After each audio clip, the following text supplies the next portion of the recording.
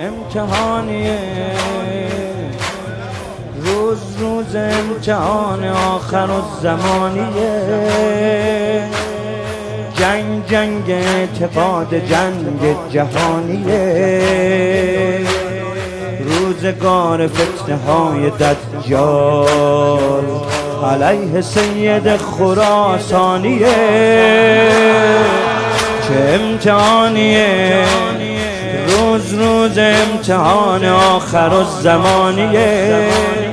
جنگ اعتقاد، جنگ جهانیه. روزگار فتنه های دجال علیه سید خراسانیه. تو این امتحان سخت یکی مثل زبیر و اون یکی زهیر میشه. تو این امتحان سخت خوشا به حال اون که عاقبت به خیر میشه.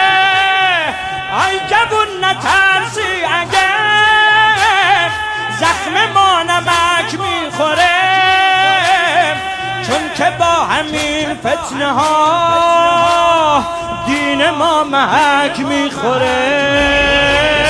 یا علی یا علی یا علی یا علی یا علی یا علی یا علی یا علی یا علی یا علی یا علی یا علی